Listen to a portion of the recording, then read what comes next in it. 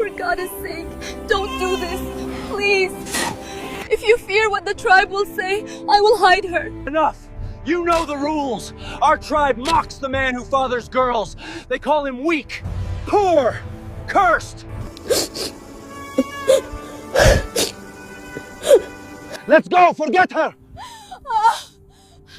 She is my daughter. Please let me save her.